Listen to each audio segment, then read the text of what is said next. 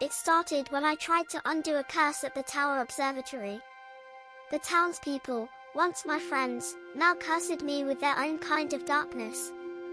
I stood on the cold stone floor of the old observatory, the air thick with the scent of damp wood and ancient magic. My hands trembled as I traced the sigils carved into the table before me. The curse had taken root in the town of Eldermoor, twisting its people into hollow-eyed husks who whispered secrets to the wind. They said I was the one who brought it here, though I'd only come to help. "You shouldn't be here," came a voice from the shadows. I turned to see Master Aldrich, the town's eldest mage and my former mentor. His face was gaunt, his robes tattered. "The curse is beyond your power now." I met his gaze with steady determination. "Then we'll find another way." He sighed, stepping closer. "You don't understand what you're dealing with.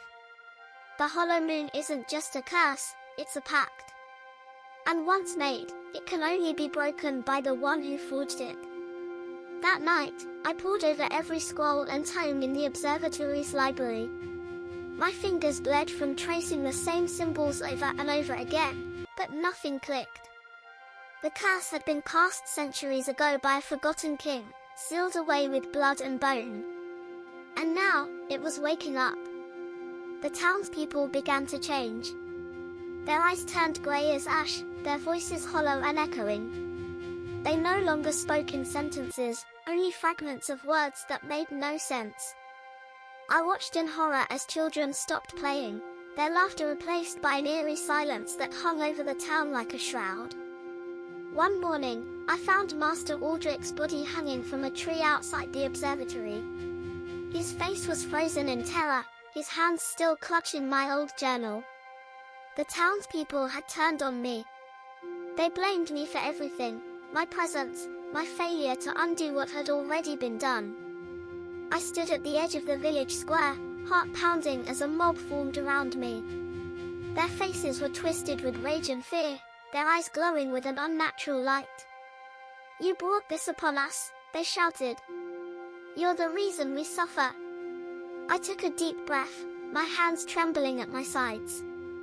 I could feel the weight of their hatred pressing down on me like a physical force. But instead of fighting back, I closed my eyes and whispered a prayer. "God, I don't know how to fix this," I said softly, "but I'll trust you to carry what I can't control." The air around us seemed to still for a moment. The mob's shouting faded into silence as if the world itself had paused to listen. I opened my eyes and looked at them with unwavering calm. "I'm sorry," I said, my voice steady despite the fear in my chest. "This isn't your fault." A woman stepped forward from the crowd, Ilara, the townsbaker.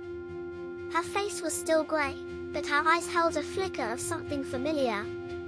"You're not the one who cursed us," she said quietly. "You came to help us." The words hung in the air like a spell broken. The mob hesitated, confusion replacing their rage. I stepped forward slowly, my heart still pounding but no longer driven by fear. "I can't undo what's already been done," I admitted, "but I can choose to do something different."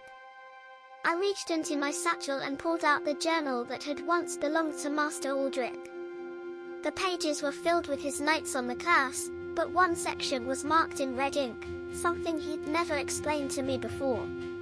As I read it aloud, the air around us shimmered, and a soft light began to spread from my hands.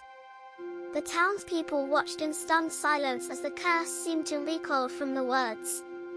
The grey colour in their eyes faded, replaced by a deep, healthy hue. The whispers of the wind grew silent, and for the first time in weeks, the town square was quiet once more. As dawn broke over Eldermoor, I stood at the top of the observatory, watching the sun rise over the horizon. The curse had left its mark on me. There would always be a part of me that remembered what had happened here. But I had chosen to trust something greater than myself, and in doing so, I had found a way forward. Comment your take.